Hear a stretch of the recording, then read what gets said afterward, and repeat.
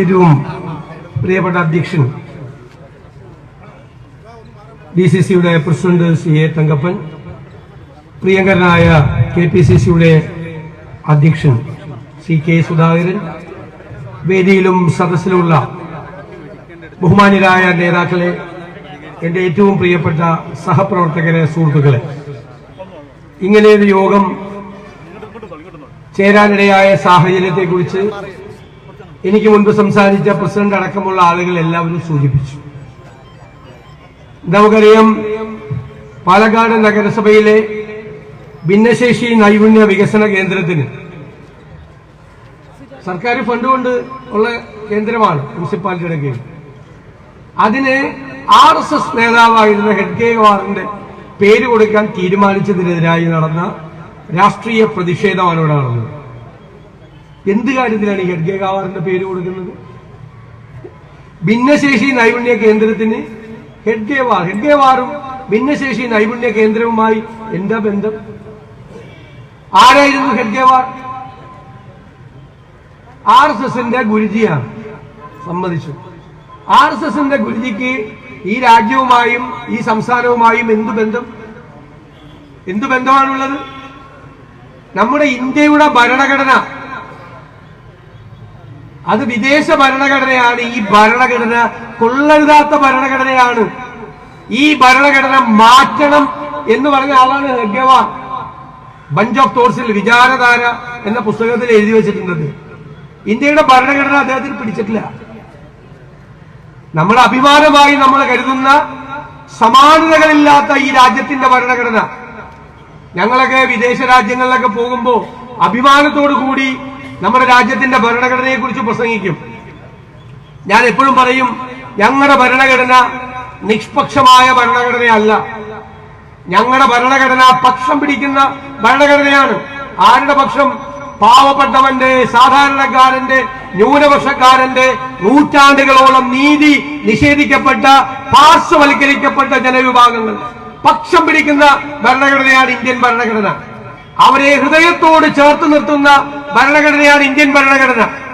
ഈ രാജ്യത്തെ ഓരോ പൗരന്മാരും നമ്മുടെ രാജ്യത്തിന്റെ ഭരണഘടനയെ കുറിച്ച് അഭിമാനത്തോടു കൂടി സംസാരിക്കും, ഇല്ലേ? കാരണം എന്താ? അത് ദേശീയ പ്രസ്ഥാനത്തിന്റെ ഉൽപ്പന്നമാണ്.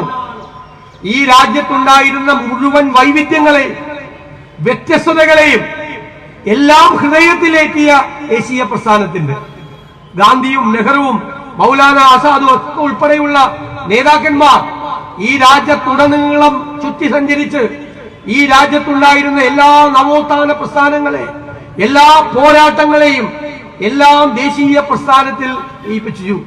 എപ്പോഴും ആവർത്തിച്ച് ഞാൻ പറയും, എല്ലാ അരുവികളും നദികളും ഒഴുകി മഹാസാഗരത്തിൽ ചെന്നു ചേരുന്നത് പോലെ ഈ രാജ്യത്തെ വ്യത്യസ്തമായ ചിന്താധാരകളെല്ലാം ഒന്നിച്ച് ചേർന്ന ഒഴുകിയെത്തിയ മഹാസാഗരമാണ് ഇന്ത്യൻ നാഷണൽ കോൺഗ്രസ്. ആ ദേശീയ പ്രസ്ഥാനത്തിന്റെ നേതാക്കൾ മതേതരത്വവും ജനാധിപത്യവും ഒക്കെ ആകാശത്ത് നിന്ന് പൊട്ടിവീണ വാക്കുകളല്ല. നമ്മുടെ സ്വാതന്ത്ര്യ സമര സേനാനികൾ അവരുടെ ചോരയിൽ എഴുതി വെച്ച വാക്കാണ്. അതാണ് ലോകം ഇതുവരെ കാണാത്ത വലിയ ഭരണഘടനാ അസംബ്ലി, പ്രഗത്ഭരായ പണ്ഡിതരായ നിയമജ്ഞന്മാർ ഒരുമിച്ച് നിന്ന് തയ്യാറാക്കിയ ഇന്ത്യയുടെ ഭരണഘടന. ഡോക്ടർ BR അംബേദ്കറിനെ പോലുള്ള പിന്നോക്ക ജനവിഭാഗത്തിന്റെ പടത്തലവനായിരുന്ന ഒരാളെ ഗാന്ധിയും നെഹ്റുവും നിയമമന്ത്രിയാക്കി. എന്നിട്ട് ആ ഭരണഘടനയുടെ ഡ്രാഫ്റ്റിംഗ് കമ്മിറ്റി ചെയർമാനാക്കി അദ്ദേഹത്തിന്റെ നേതൃത്വത്തിലുണ്ടാക്കിയ ഈ രാജ്യത്തിന്റെ ഭരണഘടന കൊള്ളരുതാത്ത ഭരണഘടനയാണെന്ന് എഴുതി വെച്ച ആളുടെ പേരാണ്. ഈ ഭിന്നശേഷി നൈപുണ്യ കേന്ദ്രത്തിൽ ഞങ്ങൾ രാഷ്ട്രീയമായി എതിർക്കും. ഒരു സംശയം വേണ്ട, രാഷ്ട്രീയമായി എതിർക്കും, എതിർക്കുക തന്നെ ചെയ്യും. കാരണം ഇവരാരും സ്വാതന്ത്ര്യ സമരത്തിൽ പങ്കെടുത്ത ആളുകളല്ല. സ്വാതന്ത്ര്യ സമരത്തിൽ പങ്കെടുത്തില്ല എന്ന് മാത്രമല്ല, സ്വാതന്ത്ര്യ സമരകാലത്ത് ബ്രിട്ടീഷുകാരുടെ കൂടെ ചേർന്നു അഞ്ചാം പത്തികളായി പ്രവർത്തിച്ച് സ്വാതന്ത്ര്യ സമരത്തിൽ പങ്കെടുത്ത ധീരന്മാരായ ദേശാഭിമാനികളെ ബ്രിട്ടീഷ് പട്ടാളത്തിനും പോലീസിനും ഒറ്റുകൊടുത്ത ദേശദ്രോഹികളാണ്. എഴുതി വെച്ചോ, കേസെടുത്തോ. ഹെഡ്ഗേവാറും ഈ സവർക്കറുമെല്ലാം ദേശദ്രോഹികളായിരുന്നു. സ്വാതന്ത്ര്യ സമരത്തിന്റെ ഭാഗമുണ്ടായിരുന്നില്ല. ഏത് കോടതി കേസെടുത്താലും എഴുതി വെച്ചോളൂ, ഇപ്പൊ റെക്കോർഡ് ചെയ്തിട്ടുണ്ടല്ലോ. അവരെല്ലാം ദേശദ്രോഹികളായിരുന്നു. രാജ്യത്തിന്റെ കൂടെ നിന്നവരല്ല. ഈ രാജ്യത്തിന്റെ പട്ടിണി പാവങ്ങൾ, സാധാരണക്കാർ തെരുവിലിറങ്ങി, കുട്ടികൾ വിദ്യാലയങ്ങൾ വിട്ട്, അഭിഭാഷകർ കോടതി ബഹിഷ്കരിച്ച്, തൊഴിലാളികൾ ഫാക്ടറികൾ വിട്ട്, കർഷക തൊഴിലാളികൾ പാടശേഖരങ്ങളിലെ പണി നിർത്തി ഈ രാജ്യത്തിന്റെ സ്വാതന്ത്ര്യത്തിന് വേണ്ടി പോരാടിയപ്പോൾ, കയ്യും മെയ്യും മറന്ന് പോരാടിയപ്പോൾ, ജീവൻ പണയപ്പെടുത്തി പോരാടിയപ്പോൾ, അവരുടെ ചോരയിൽ അറിയുന്നവരും അറിയപ്പെടാത്തവരുമായ 10,000-കണക്കിന് സ്വാതന്ത്ര്യ സമര സേനാനികളുടെ അവരുടെ ജീവനായിരുന്നു ഈ രാജ്യത്തിന്റെ സ്വാതന്ത്ര്യം. അങ്ങനെ നമ്മൾ സ്വാതന്ത്ര്യം നേടിയെടുത്തപ്പോൾ കോൺഗ്രസിന്റെ നേതൃത്വത്തിൽ അതിനെ പിന്നിൽ നിന്ന് കുത്തിയവരായിരുന്നു ഇവരെല്ലാം. എന്നിട്ട് അവരുടെ പേര് ഈ പ്രബുദ്ധ കേരളത്തിൽ സർക്കാരിന്റെ ഫണ്ട് ഉപയോഗിച്ചൊരു സ്ഥാപനത്തിൽ എഴുതി വച്ചാൽ എല്ലാവരും എതിർക്കും. എതിർക്കുക തന്നെ ചെയ്യും. അതിനെ ചോദ്യം ചെയ്യും. അതിനെ ചെറുത്തു നിൽക്കും. അതിന്റെ പേരിൽ, പ്രതിഷേധം പ്രകടിപ്പിച്ചതിന്റെ പേരിൽ, അവര് അക്രമമൊന്നും കാണിച്ചില്ലല്ലോ. പ്രതിഷേധം പ്രകടിപ്പിച്ചതിന്റെ പേരിൽ അവരെ ഭീഷണിപ്പെടുത്തുകയാണ്. എന്ന് പറഞ്ഞല്ലോ, ഞാൻ അന്ന് പറയുന്നു. ഞാൻ ഈ പ്രസിഡന്റിനെ പോലെ അങ്ങനെ പറയുന്ന ആളല്ല. ഒരു കൊലക്കേസിൽ പ്രതിയായ, രാഷ്ട്രീയ കൊലപാതകമൊന്നുമല്ല, കൊട്ടേഷൻ ആളായി പോയിട്ട് ഒരു കൊലക്കേസിൽ ഒരുത്തരെ കുത്തിക്കൊന്ന കേസിൽ പ്രതിയായ ഒരുത്തരെ ജില്ലാ പ്രസിഡന്റാക്കി BJP വെച്ചിട്ട് അവനെ കൊണ്ട് ഞങ്ങളെ പേടിപ്പിക്കാൻ ഇറങ്ങിയിരിക്കുക.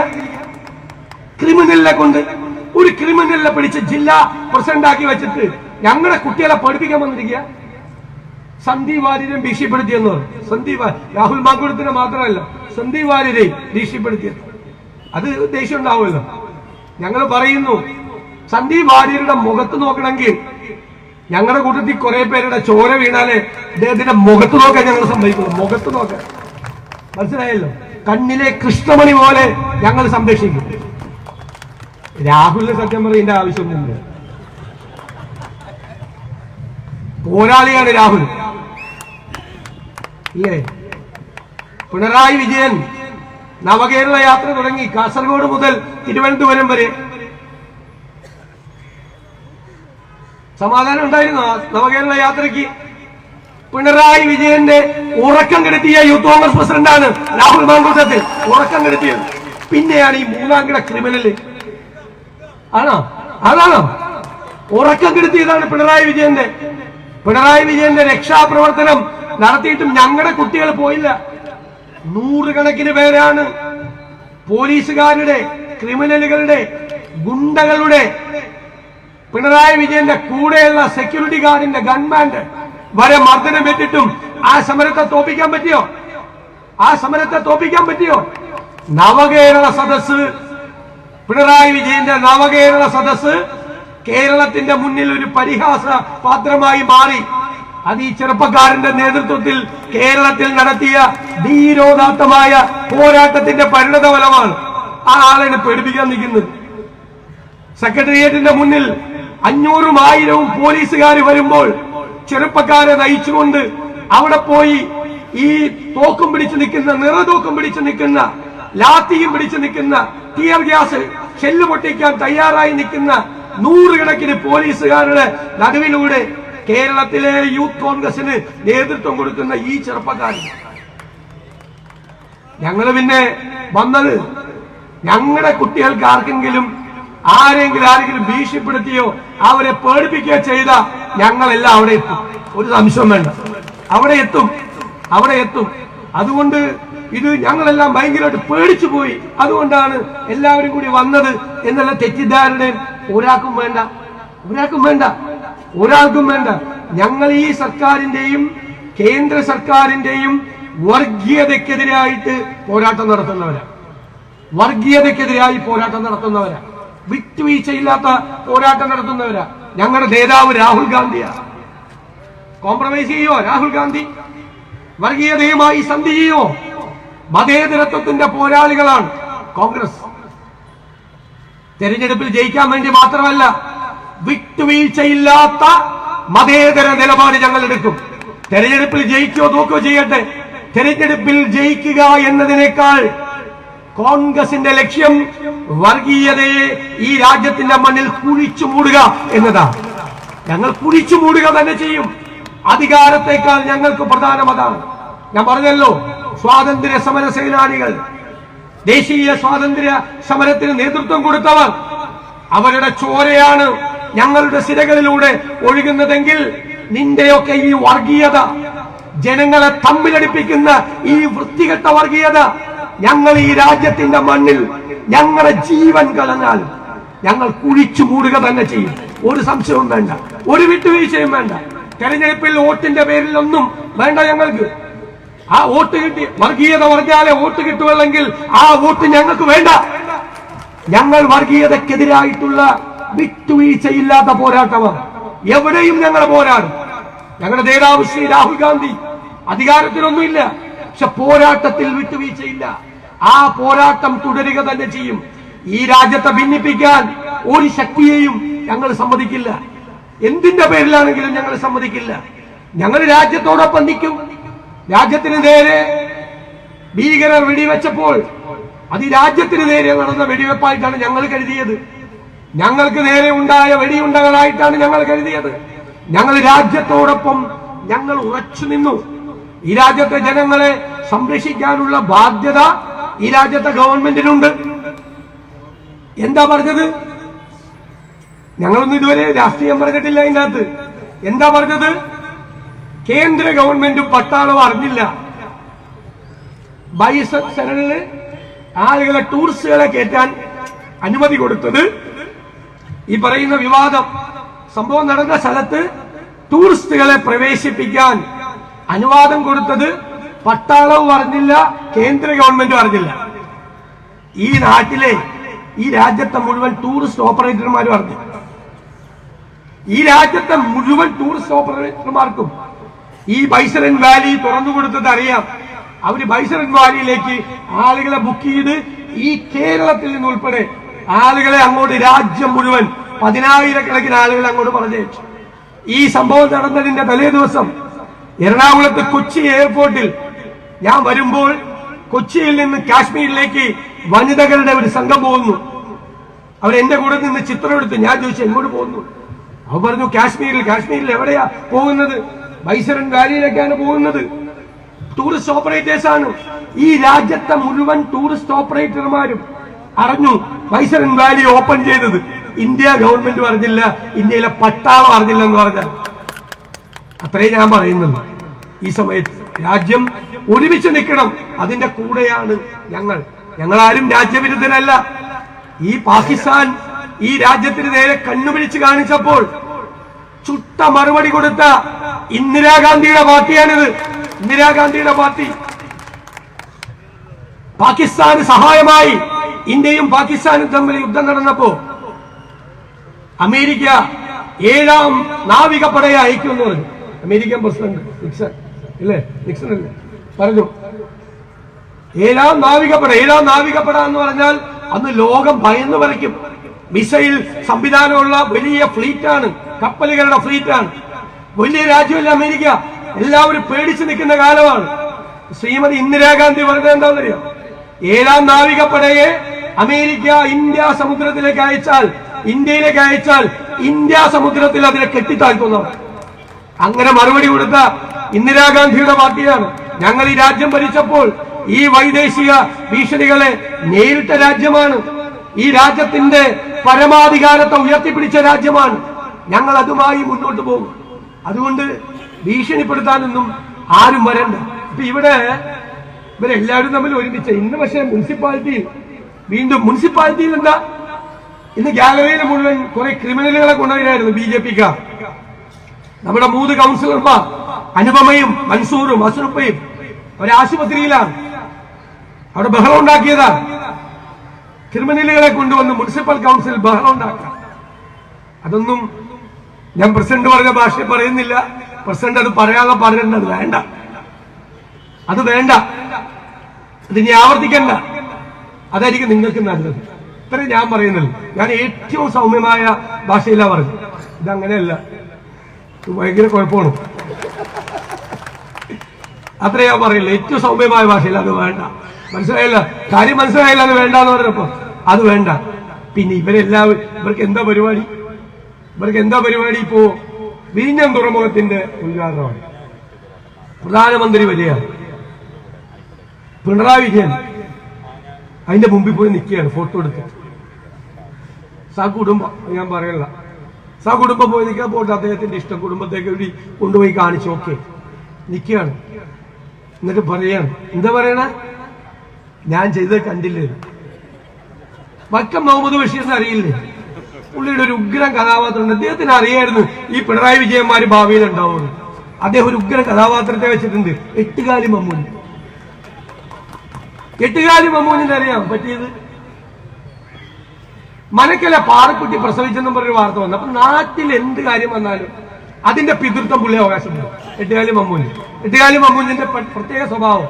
അപ്പൊ നാട്ടുകാരെ കൂടി ഇയാളൊന്ന് പറ്റിക്കണമെന്ന് തീരുമാനിച്ചു. അപ്പോൾ മനക്കല പാറക്കുട്ടി പ്രസവിച്ചു. മനക്കല പാറക്കുട്ടി പ്രസവിച്ചെങ്കിൽ ആ കൊച്ചിന്റെ തന്ന ഞാനാണെന്ന് ആര് പറഞ്ഞു? എട്ടുകാലി മമ്മൂന് പറഞ്ഞു. പാവം എട്ടുകാലി മമ്മൂന് അദ്ദേഹത്തിന് അറിയില്ലായിരുന്നു മനക്കല പാറക്കുട്ടി എന്ന് പറയുന്നത് ഒരു പിടിയാനയാണെന്നും ആ പിടിയാനെ പ്രസവിച്ചത് ആനക്കുട്ടിയാണെന്നും. പിണറായി വിജയൻ ആ ബന്ധം പറ്റരുതെന്ന് ഞാൻ ആഗ്രഹിക്കുന്നു. മുഖ്യമന്ത്രിയല്ലേ കേരളത്തിന്റെ? ഈ വിഴിഞ്ഞം തുറമുഖം ശ്രീ ഉമ്മൻചാണ്ടി കൊണ്ടുവന്ന സമയത്ത് എന്താ അദ്ദേഹം പറഞ്ഞത്? പാർട്ടി സെക്രട്ടറി ആയിരുന്ന പിണറായി വിജയൻ 6000 കോടി രൂപയുടെ റിയൽ എസ്റ്റേറ്റ് ഇടപാടാണ് ആര് ഉമ്മൻചാണ്ടി ചെയ്യുന്നത്. രണ്ടാമത് നമ്മുടെ ദേശാഭിമാനി പത്രത്തിന്റെ ഹെഡിങ് കടൽ കൊള്ള. മത്സ്യത്തൊഴിലാളികൾ മുഴുവൻ പട്ടിണിയിലാകും, അവരുടെ ഉപജീവന മാർഗം നഷ്ടപ്പെടും. 6000 കോടി റിയൽ എസ്റ്റേറ്റ് അഴിമതിയ മിസ്റ്റർ പിണറായി വിജയൻ 9 കൊല്ലമായല്ലോ അധികാരത്തിലിരിക്കുന്നു. ഉമ്മൻചാണ്ടി ചെയ്ത ഒരു അഴിമതി പുറത്തു കൊണ്ടുവരാൻ പറ്റിയ 6000 കോടി രൂപയുടെ അഴിമതി. എന്നിട്ട് ഇത് 2019 തീർക്കേണ്ടതാണ്. ഇത് 2015 തുടങ്ങി വെച്ചതാണ്. ഇപ്പൊ 25 6 കൊല്ലം വൈകി സ്വാഭാവികമായി തീർന്നതാണ്. ആ എഗ്രിമെന്റിൽ എന്തൊക്കെയുണ്ട്? 2017 റോഡ് പണി മുഴുവൻ, റോഡ് കണക്ടിവിറ്റി മുഴുവൻ തീർക്കും.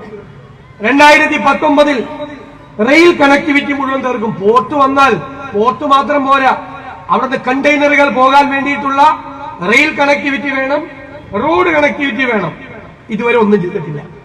ഈ സാറേ ഇതുവരെ ഒന്നും ചെയ്തിട്ടില്ല. 2017 തീരേണ്ട റോഡ് കണക്ടിവിറ്റി 8 കൊല്ലമായിട്ടും ചെയ്തിട്ടില്ല. 2019 തീരേണ്ട റെയിൽ കണക്ടിവിറ്റി ചെയ്തിട്ടില്ല. സ്വാഭാവികമായി തീർന്നതാണ് വിഴിഞ്ഞം തുറമുഖം. ആ ഉമ്മൻചാണ്ടിയുടെ പടമാണ് അതിന്റെ മുമ്പിൽ വെക്കേണ്ടത്, വിഴിഞ്ഞം തുറമുഖത്തിന്റെ മുമ്പിൽ. എന്നിട്ട് പിണറായി വിജയൻ ഉദ്ഘാടനം ചെയ്യാൻ പ്രധാനമന്ത്രിയെയും കൂട്ടി പോകുമ്പോൾ ആ ഉമ്മൻചാണ്ടിയുടെ ചിത്രത്തിന് മുന്നിൽ പുഷ്പാർച്ചന നടത്തിയിട്ട് വേണം പോവാൻ. അപ്പൊ പറഞ്ഞു പ്രതിപക്ഷ നേതാവിനെ വിളിക്കില്ല പരിപാടി. അതൊക്കെ ഓരോരുത്തരുടെ ഔചിത്യമാണ്. വിളിക്കണോ വേണ്ടതെന്നത്. അവിടെ ചെന്നാൽ നമ്മൾ വല്ല അപ്രിയ സത്യങ്ങൾ ഇതുപോലെ വിളിച്ചു പറയുമോ എന്ന് പേടിച്ചിട്ടാണെന്നറിയില്ല വേണ്ട. പക്ഷേ നമ്മുടെ സഹകരണ മന്ത്രി പറഞ്ഞു ഇത് ഗവൺമെന്റിന്റെ 4ാം വാർഷികമാണ്, അതുകൊണ്ടാണ് പ്രതിപക്ഷ നേതാവിനെ വിളിക്കാത്തത്. കാരണം UDF 4ാം വാർഷികം ബഹിഷ്കരിക്കും എന്ന് പറഞ്ഞിട്ടുണ്ട്, അതുകൊണ്ടാണ് വിളിക്കാത്തത്. അപ്പൊ എനിക്ക് BJP-ക്കാരോട് ചോദിക്കാനുള്ളത്, ഈ സർക്കാരിന്റെ 4ാം വാർഷികം CPM-ഉം BJP-യും കൂടി ഒരുമിച്ചാണോ നടത്തുന്നത്? അല്ല, പ്രധാനമന്ത്രി വരുന്നുണ്ടേ. പ്രധാനമന്ത്രി പങ്കെടുക്കുന്നത് പിണറായി വിജയന്റെ 4ാം വാർഷികത്തിൽ പങ്കെടുക്കാൻ വേണ്ടി, ആഘോഷത്തിൽ പങ്കെടുക്കാൻ വേണ്ടിയിട്ടാണ് വരുന്നത്. അല്ല, BJP-യും CPM-ഉം കൂടി ഒരുമിച്ച് ചേർന്നാണ് പിണറായി വിജയന്റെ 4ാം വാർഷികം നടത്തുന്നതെങ്കിൽ നിങ്ങൾ നടത്തിക്കോ, സന്തോഷമായിട്ട് നടത്തിക്കോ. കേരളത്തിലെ ജനങ്ങൾക്ക് അറിയാം ആ വിഴിഞ്ഞം പോർട്ട് ആരാ കൊണ്ടുവന്നെന്ന്. നിങ്ങൾ ഇനി നരേന്ദ്രമോദിയെ കൊണ്ടുവന്ന് പിണറായി വിജയൻ ഒരു അഭിനന്ദന വാക്ക് പറയിച്ചാലും കേരളത്തിലെ ജനങ്ങൾ വിഡ്ഢികളാവില്ല. ഒരു തെറ്റിദ്ധാരണയും വേണ്ട, ഒരു തെറ്റിദ്ധാരണ. എനിക്കൊരു വിഷമമില്ല. കാരണം മെട്രോ റെയിൽ കൊച്ചിയിൽ കൊണ്ടുവന്ന ആരാ? ഉമ്മൻചാണ്ടി. ആ മെട്രോ റെയിലിന്റെ ഉദ്ഘാടനത്തിന് മുൻ മുഖ്യമന്ത്രിയായിരുന്ന ഉമ്മൻചാണ്ടി അദ്ദേഹം ജീവിച്ചിരിക്കുമ്പോൾ അദ്ദേഹത്തെ വിളിച്ചില്ല. കാരണം എന്താ അറിയോ, അവിടെ ഇരുന്നാൽ എല്ലാ ശ്രദ്ധാകേന്ദ്രവും ഉമ്മൻചാണ്ടി ആവും. അതുകൊണ്ടാണ് വിളിക്കാറുന്നത്. അതപ്പോ പിണറായി വിജയന് പേടിയുണ്ട്. അതുകൊണ്ടാ. എന്നെ പേടിയാവുന്നല്ല, ഞാൻ ഇതെല്ലാം പറയും അവിടെ ചെന്ന്.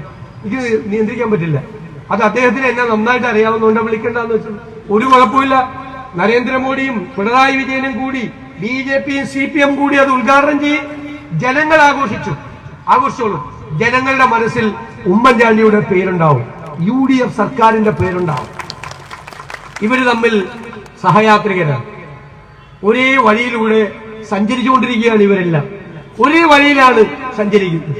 സംഭവം എന്താ, ഡൽഹിയിൽ കണ്ടില്ലേ, നിർമ്മല സീതാരാമനും ഗവർണർക്കും കൂടി ഒരു ബ്രേക്ക്ഫാസ്റ്റ് പിണറായി വിജയന്റെ വക, ഒരു ബ്രേക്ക്ഫാസ്റ്റ്. അപ്പൊ എന്നോട് പത്രക്കാരി ചോദിച്ചപ്പോ ഞാൻ പറയാം, ഇതെന്താ കുഴപ്പം, ധനകാര്യമന്ത്രി കാണുമല്ലേ, കേരളത്തിന്റെ ധനകാര്യ പ്രശ്നങ്ങൾ, ധനപ്രതിസന്ധിയൊക്കെ ചർച്ച ചെയ്യട്ടെ, എന്താ കുഴപ്പം? ഞാൻ ചൂടായി മാധ്യമപ്രവർത്തകരോട്, നിങ്ങൾക്ക് എന്താ കുഴപ്പം, അവർ കാണട്ടെ. പിന്നെയാണ് അറിഞ്ഞത് കേരളത്തിന്റെ ധനപ്രതിസന്ധിയെ പറ്റി ഒന്നും പറഞ്ഞത്, വേറെ കാര്യമാണ് പറഞ്ഞത്. വേറെ കാര്യം അറിയാല്ല എന്താ പറയേണ്ടതെന്ന്. ഈ SFIO എന്ന് പറയുന്നത് ആരുടെ ഏജൻസി, ആരുടെ കീഴിലുള്ള ഏജൻസിയാ? ധനവകുപ്പിന്റെ കീഴിലുള്ള ഏജൻസിയാണ്. അപ്പൊ നിർമ്മല സീതാരാമന് കാണണം, കാര്യം അറിയാലോ, കാണാതിരിക്കാൻ പറ്റൂലല്ലോ. പിന്നെ ഇതേ ഗവർണർമാരൊക്കെ ഡിന്നറിന് വിളിച്ചേക്കുന്നു, 3 ഗവർണർമാർ, BJPയുടെ 3 ഗവർണർമാര്, ശ്രീധരൻപിള്ള അല്ലെ കേരള ഗവർണർ, പിന്നെ ആനന്ദ ബോസ്, 3 പേരെയും വിളിച്ചു. അവരവസാനം മാറിക്കളഞ്ഞ് അവർക്ക് മനസ്സിലായി കാര്യം എന്തായിരിക്കും, അവർക്ക് മനസ്സിലായി കാണും. 3 പേരെ വിളിച്ചു. ഇനി ഈ ഒരു ലഞ്ച് ഉണ്ട് മെയ് ആദ്യവാരം, അത് ആരായിട്ടാണെന്ന് എനിക്കറിയാം. പിണറായി വിജയൻ ആർക്കാണ് ഡൽഹിയിൽ പോയി ലഞ്ച് കൊടുക്കാൻ പോകണമെന്ന് എനിക്കറിയാം. ഞാൻ ഇപ്പൊ പറയില്ല. ലഞ്ച് ആദ്യത്തെ ആഴ്ച, അപ്പൊ ബ്രേക്ക്ഫാസ്റ്റ്, ഡിന്നർ, ലഞ്ച് ആർക്കൊക്കെ ആയിട്ടാ? BJPക്കാരുമായിട്ട്. ഇങ്ങനെ വേണം, മനസ്സിലായ? എന്താ കാര്യം നിങ്ങൾക്ക് എല്ലാവർക്കും മനസ്സിലായല്ലോ. എന്തിനാണ് അവരുടെ കാല് പിടിക്കണമെന്ന് മനസ്സിലായല്ലോ. എന്തിനാ അവരുടെ കാല് പിടിക്കുന്നത്? എന്തിനാ BJPക്കാരുടെ കാല് പിടിക്കുന്നത്? BJPക്കാരാണെങ്കിൽ കറക്റ്റായിട്ട് SFIയെ കൊണ്ടൊരു കേസ് ഫയലിപ്പിച്ചു മകൾക്കെതിരായിട്ട്, മകളുടെ കമ്പനിക്കെതിരായിട്ട്. വേറെ പ്രശ്നമൊന്നുമില്ല. ഒരു CMRL കമ്പനിയിൽ നിന്ന് 2,70,00,000 രൂപ മകളുടെ കമ്പനി മേടിച്ചു. അപ്പൊ കമ്പനിയുടെ ആളുകൾ SFIക്ക് മൊഴി കൊടുത്തു. പ്രത്യേകിച്ച് ഒരു സർവീസും ചെയ്തു തന്നിട്ടില്ല, പ്രത്യേകിച്ച് ഒരു പണിയും ചെയ്യാതെ ശ്രീകണ്ഠന്റെ അക്കൗണ്ടിലേക്ക് ആരെങ്കിലും 2,70,00,000 രൂപ അയക്കും. ഞാൻ തുറച്ചുകൂടി കഴിഞ്ഞാൽ അങ്ങനെ അയക്കും ആരെങ്കിലും, ഒരു സർവീസും ചെയ്യാതെ, അല്ലെന്ന് ഒരു പണിയും ചെയ്യാതെ നമ്മുടെ ആരുടെ അക്കൗണ്ടിലേക്ക് 2,70,00,000 രൂപ അയക്കുമോ? പക്ഷെ മുഖ്യമന്ത്രിയുടെ മകളുടെ അക്കൗണ്ടിലേക്ക് അയച്ചു, ഒരു സർവീസും ചെയ്യാതെ. അപ്പൊ SFIO കേസെടുത്തപ്പോ ഇപ്പോ ബാങ്കിലോട്ട് ഇവരെ പിടിച്ചു കളയുന്നൊന്നും ആരും തെറ്റിദ്ധരിക്കണ്ട. പാർലമെന്റ് ഇലക്ഷന് മുമ്പ് ഇവിടെ മാധ്യമപ്രവർത്തകരൊക്കെ നിൽക്കുന്നുണ്ട്. മാധ്യമപ്രവർത്തകരെല്ലാം കൊടുത്തൊരു ലീഡുണ്ട്. കരുവന്നൂരിൽ ED പിടിമുറുക്കി. കരുവന്നൂരിൽ ബാങ്ക് 400 കോടി കൊള്ളയടിച്ചാണ് CPM-കാർ. അവിടെ ED പിടിമുറുക്കി. ഞാനന്ന്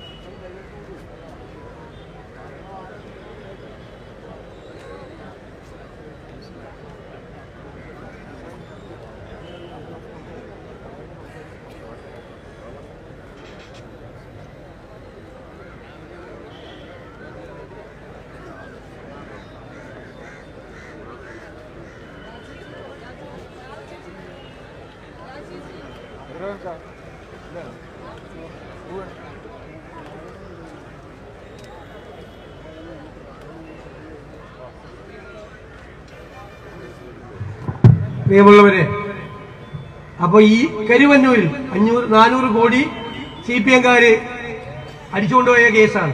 ED പിടിമുറുക്കി. അപ്പൊ ഞാൻ പറഞ്ഞു ഒരു പിടിയും മുറുക്കിയിട്ടില്ല. അത് പാർലമെന്റ് ഇലക്ഷനിൽ സുരേഷ് ഗോപിയെ ജയിപ്പിക്കാൻ വേണ്ടി കേന്ദ്ര ഏജൻസി CPM നേതാക്കന്മാരുടെ കഴുത്തിലൊന്ന് പിടിച്ചാണ്. ഇത്രയുള്ളൂ. ഞാൻ പറഞ്ഞു നിങ്ങൾ എടുത്ത് റെക്കോർഡ് നോക്കിക്കോ. ഇലക്ഷന് മുമ്പ് ഒറ്റ CPM നേതാക്കന്മാര് അവിടെ VS സുനിൽകുമാറിന് വേണ്ടി വർക്ക് ചെയ്തില്ല. കാരണം എന്താണെന്നറിയോ? ED വിളിക്കും. അപ്പൊ ഇവര് വിചാരിക്കും ഇപ്പൊ അറസ്റ്റ് ചെയ്യുന്നു. അറസ്റ്റ് ചെയ്യില്ല, പറഞ്ഞു വിടും. എന്നിട്ട് വേറൊരു ഡേറ്റ് കൊടുക്കും. അപ്പൊ ഇവര് പേടിക്കും അന്നായിരിക്കും അറസ്റ്റ് ചെയ്യണമെന്ന്. അന്ന് പേടിച്ച് ചെല്ലും, അന്ന് അറസ്റ്റ് ചെയ്യില്ല. മൂന്നാമത് വിളിക്കും, മൂന്നാമതും ചെല്ലും. ഇങ്ങനെ പേടിപ്പിച്ച് കഴുത്തിൽ പിടിവെച്ച് ഇവരെ പേടിപ്പിച്ച് അവിടെ CPM-ന്റെ വോട്ട് കൂടി BJP അടിച്ചു കൊണ്ടുപോയി സുരേഷ് ഗോപി ജയിച്ചു. അതുപോലെ ഈ നിയമസഭാ തെരഞ്ഞെടുപ്പിന് മുമ്പ് പിണറായി വിജയന്റെ കഴുത്തിൽ വച്ചിരിക്കുന്ന ഒരു പിടിയാണ് ഈ SFIO കേസ്. അത്രയും വിചാരിച്ചത്. അത്രയേ ഉള്ളു, വലിയ ഇതൊന്നും വേണ്ട.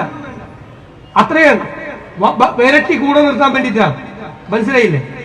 BJP സ്ഥാനാർത്ഥികളെ പാർലമെന്റ് ഇലക്ഷനിൽ സുരേഷ് ഗോപിയെ ജയിപ്പിച്ചതുപോലെ BJP സ്ഥാനാർത്ഥികളെ ജയിപ്പിക്കാൻ പറ്റും. നിങ്ങൾ ഒരു കാര്യം വിചാരിച്ചോ, കേരളത്തിലെ ജനങ്ങളിൽ മഹാഭൂരിപക്ഷം പേരും മതേതരത്വത്തിൽ വിശ്വസിക്കുന്നവരാണ്. ഇപ്പൊ ഇവരെല്ലാവരും ചേർന്ന് വെള്ളത്തിന് തീപിടിപ്പിക്കുന്ന, പച്ചവെള്ളത്തിന് തീപിടിപ്പിക്കുന്ന വർഗീയതയുമായി കേരളത്തിലേക്ക് വരിക. അതൊന്നും കേരളത്തിൽ ഓടില്ല. കാരണം കേരളത്തിൽ മതേതരത്വത്തെ സംരക്ഷിക്കാൻ, വർഗീയതയ്ക്കെതിരായി പോരാടാൻ ഇന്ത്യൻ നാഷണൽ കോൺഗ്രസും UDF-ഉം ഉണ്ട് എന്ന് ഞങ്ങൾ വിനയപൂർവ്വം ഓർമ്മപ്പെടുത്തുന്നു. ഇപ്പൊ നവകേരള യാത്രയ്ക്ക് ശേഷം അടുത്ത ആഘോഷം തുടങ്ങിയിരിക്കുകയാണ്. എന്താണ്? 4ാം വാർഷികത്തിന്റെ ആഘോഷം. എന്ത് കാണിച്ചിട്ടാണ് നിങ്ങൾ 4ാം വാർഷികം ആഘോഷിക്കുന്നത്? ഹൈവേ പണിതെന്നു. ഹൈവേ ആരാ പണിത്? ഹൈവേ കേന്ദ്ര ഗവൺമെന്റാണ് പണിതത്. കേന്ദ്ര സർക്കാരിന്റെ പദ്ധതി, ഇന്ത്യയിൽ മുഴുവൻ ഹൈവേ പണിയുന്ന പ്രോജക്റ്റാണ്. UPA ഗവൺമെന്റിന്റെ കാലത്ത് മുതൽ റെഡിയാണ് കേന്ദ്ര ഗവൺമെന്റ് പണിയാൻ. സ്ഥലം എടുത്തു കൊടുത്തില്ല. അപ്പൊ പറയും ഞങ്ങൾ സ്ഥലം എടുത്തു കൊടുത്തു. ശരിയാണ്, സ്ഥലം എടുത്തു കൊടുത്തു. എന്തുകൊണ്ടാണ് സ്ഥലം എടുത്തു കൊടുക്കാൻ പറ്റിയത്? UPA ഗവൺമെന്റ് കൊണ്ടുവന്ന right to fair compensation act എന്ന് വെച്ചാൽ സ്ഥലമെടുത്താൽ ന്യായമായ വേതനം കൊടുക്കണം. എന്റെ നിയോജകമണ്ഡലത്തിൽ കൂടി ഹൈവേ പോകുന്നുണ്ട്. അന്ന് 10,000 രൂപയാണ് 2006-ൽ, 23,000 രൂപയാണ് ഒരു സെന്റ് ഭൂമിക്ക് കിട്ടിയത്. ഒരു സെന്റ് ഭൂമി 23,000 രൂപ. 10 സെന്റ് പോയാൽ 2,30,000. ഇൻകം ടാക്സ് കിഴിച്ച 2 ലക്ഷം രൂപ 10 സെന്റ് പോയവന് കിട്ടും. ഒരു സെന്റ് ഭൂമി മേടിക്കാൻ പറ്റില്ല. അതുകൊണ്ട് ഒരു സെന്റ് പറ്റുമോ? 2006-ലൊക്കെ നല്ല ഭൂമുള്ള സമയമാണ്. ഒരു സെന്റ് ഭൂമി അവിടെ കിട്ടില്ല. അപ്പൊ 10 സെന്റ് പോയവൻ തെരുവിലേക്ക് ഇറങ്ങണം. അതായിരുന്നു സ്ഥിതി. ഞങ്ങളെല്ലാം സമരം ചെയ്തു. ഹൈവേ വേണ്ടാന്ന് പറഞ്ഞു, കാശ് കൊടുത്തിട്ട് മതി ഹൈവേ എന്ന് പറഞ്ഞു. അങ്ങനെയാണ് സോണിയാഗാന്ധി മുൻകൈയെടുത്ത് right to fair compensation act കേന്ദ്ര ഗവൺമെന്റ് പാസാക്കി. ഇപ്പൊ അന്ന് 23,000 കിട്ടിയ സ്ഥലത്ത് എന്റെ മണ്ഡലത്തിൽ ഒരു സെന്റിന് കിട്ടിയത്രയോ 10 ലക്ഷം രൂപ.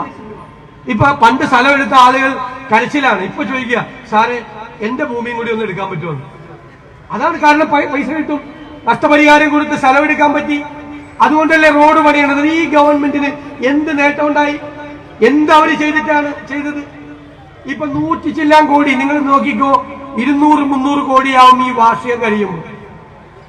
ഈ 100 കോടിയെങ്കിൽ 100 കോടി ചെലവാക്കിയത് ആരുടെ പൈസയാണ്? ആരുടെ പൈസയാ? 5 നയാ പൈസയില്ല. ഖജനാവിൽ പൂച്ച പെറ്റിടക്കുകയാണ്. അറിയാലോ, ഒരു നയാ പൈസയില്ല. നയാ പൈസ. എന്തുകൊണ്ടാ? ആശുപത്രിയിൽ മരുന്നുണ്ടോ? ഇല്ല. കാരണം മെഡിക്കൽ സർവീസസ് കോർപ്പറേഷന് കോടികൾ കൊടുക്കാനുണ്ട് ഗവൺമെന്റ്. മാവേലി സ്ത്രീകൾ ഇവിടെ ഇരിക്കുന്നു. മാവേലി സ്റ്റോറിൽ പോയാൽ സബ്സിഡിയുള്ള ഐറ്റം വല്ലതും ഉണ്ടോ? ഇല്ല. എന്താ കാര്യം? സപ്ലൈകോയ്ക്ക് കോടികളാണ് ഗവൺമെന്റ് കൊടുക്കാനുള്ളത്. വിലക്കയറ്റമാണ്. രൂക്ഷമായ വിലക്കയറ്റവും നാണ്യപ്പെരുപ്പവുമാണ്. ഇന്ത്യയിൽ ഏറ്റവും കൂടുതൽ ഹോൾസെയിൽ പ്രൈസ് ഇൻഡെക്സ് ഉള്ള സംസ്ഥാനം കേരളമാണ്. സാധാരണക്കാരെയാണ് ബാധിക്കുന്ന വിലക്കയറ്റം. ആ വിലക്കയറ്റത്തെ നിയന്ത്രിക്കേണ്ട സപ്ലൈകോയ്ക്ക് കൊടുക്കാൻ കോടികളാണ് കൊടുക്കാനുള്ളത്. ആശുപത്രിയിൽ പോയാൽ കാരുണ്യ സ്കീമിന്റെ പൈസ ഉണ്ടോ? കോടികൾ ആശുപത്രികൾക്ക് കൊടുക്കാനുണ്ട്. കാസ്പിന്റെ കാർഡ്, കാരുണ്യ കാർഡ് അവര് സ്വീകരിക്കുന്നില്ല. നിങ്ങൾക്കറിയാലോ, ആശാ വർക്കർമാരുടെ സമരം തിരുവനന്തപുരത്ത് നടക്കുകയാണ് ഇല്ലേ? ആ സമരത്തിന് സഹായിച്ചില്ല എന്ന് മാത്രമല്ല, ആ സ്ത്രീകളെ അപമാനിക്കുകയാണ് മന്ത്രിമാർ. അഹങ്കാരികളായ മന്ത്രിമാർ കളിയാക്കിയാണ് സ്ത്രീകളെ, സമരം ചെയ്യുന്ന സ്ത്രീകളെ. എടോ, എനിക്ക് ചോദിക്കാനുള്ളത്, നിങ്ങളുടേത് കമ്മ്യൂണിസ്റ്റ് പാർട്ടിയാണോ? തൊഴിലാളികൾ സമരം ചെയ്യുമ്പോൾ അവരെ പരിഹസിക്കുന്ന നിങ്ങൾ എന്ത് ഇടതുപക്ഷ പാർട്ടിയാ? ഈ പിണറായി വിജയന്റെ നേതൃത്വത്തിൽ കേരളം ഭരിക്കുന്നത് തീവ്ര വലതുപക്ഷ മുന്നണിയാണ്. തീവ്ര വലതുപക്ഷ മുന്നണി. ചേട്ടൻ ബാവയും അനിലും ബാവയുമാണ്. ഡൽഹിയിൽ നരേന്ദ്രമോദി, ഇവിടെ പിണറായി വിജയൻ ഒരു പൈസ കൊടുക്കില്ല. നിങ്ങൾക്കറിയാമോ, ഈ പ്ലാൻ മുഴുവൻ കട്ട് ചെയ്തു. പദ്ധതി പട്ടികജാതിക്കാരുടെ 500 കോടി രൂപ കട്ട് ചെയ്തു. പട്ടിക വർഗക്കാരുടെ 112 കോടി രൂപ കട്ട് ചെയ്തു. വിദ്യാഭ്യാസം, ആരോഗ്യം എല്ലാം കട്ട് ചെയ്തു. 5 പൈസ സർക്കാരിനില്ല. പാവപ്പെട്ട പട്ടികജാതി വിദ്യാർത്ഥികൾക്ക് ഈ ഗ്രാൻസ് കൊടുത്തിട്ട് 2 വർഷമായി. നിങ്ങൾ ചോദിക്കും പ്ലസ് ടുവിലെ കുട്ടികളോട്. 2 വർഷമായി പ്രൊഫഷണൽ കോളേജിൽ പഠിക്കുന്ന SC വിഭാഗം വിദ്യാർത്ഥികൾ, ST വിഭാഗം വിദ്യാർത്ഥികൾ ഹോസ്റ്റൽ ഫീസ് കൊടുക്കാനില്ലാതെ അവർ പഠനം നിർത്തിപ്പോരാണ്. കൊടുക്കാൻ പൈസയില്ല. സ്കൂളിൽ പാചകം ചെയ്യുന്ന പാചക തൊഴിലാളികൾക്ക് മാസം എത്രയും ശമ്പളം കൊടുത്തിട്ട് ഇനി സാമൂഹ്യ സുരക്ഷാ പെൻഷൻ വീട്ടിൽ കൊണ്ടുപോയി കൊടുക്കുന്ന ബാങ്കുകളിലെ കളക്ഷൻ ഏജന്റുമാർക്ക് പൈസ കൊടുത്തിട്ട് എത്ര മാസമായി? കെട്ടിട നിർമ്മാണ തൊഴിലാളികൾക്ക് ആനുകൂല്യം കിട്ടിയിട്ട് 16 മാസമായി. അംഗൻവാടി ജീവനക്കാർക്ക് പെൻഷനായാൽ കാശ് കൊടുത്തിട്ട് എത്ര മാസമായി? എവരെ കർഷക തൊഴിലാളി പെൻഷൻ? ഈ നെല്ല് സംഭരണം നടക്കുന്നുണ്ടോ? ഇന്നും എന്നോട് മാത്തൂരി എന്നപ്പോ പറഞ്ഞു, സാറേ നെല്ല് സംഭരിക്കുന്നില്ല, 2 മാസമായി ചാക്കി കെട്ടി വെച്ചിരിക്കുക. ഈ മഴയത്ത് അത് പൊട്ടി മുള വന്നു. നെല്ല് സംഭരിക്കില്ല. നെല്ല് സംഭരിച്ചതിന്റെ PR ഷീറ്റ് ബാങ്കിൽ കൊണ്ടുപോയ ബാങ്ക് വേറെ പണി നോക്കാൻ പറയും. ബാങ്ക് സ്വീകരിക്കില്ല PR ഷീറ്റ്. കാരണം എന്താ? ബാങ്കിൽ കോടികളാണ് സർക്കാർ കൊടുക്കാനുള്ളത്, ബാങ്കിൽ കൊടുക്കാൻ. നെല്ല് സംഭരണം നടക്കുന്നില്ല, തേങ്ങാ സംഭരണം നടക്കുന്നില്ല. എന്തിനാ പഠിക്കുന്നത്? പണ്ട് ഇന്നസെന്റ് ചോദിച്ചതുപോലെ, എന്തിനാ നീ പഠിക്കുന്നതെന്ന് ചോദിക്കില്ലേ? അതുപോലെ എന്തിനാ പഠിക്കുന്നത്?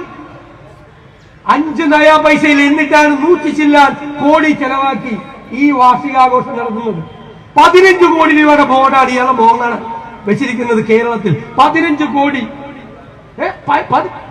ആ പാചക തൊഴിലാളികൾക്ക് ഒരു പെൻഷൻ കൊടുക്കാൻ പാടില്ലേ? പൈസ അവരുടെ വേതനം കൊടുക്കാൻ പാടില്ലേ?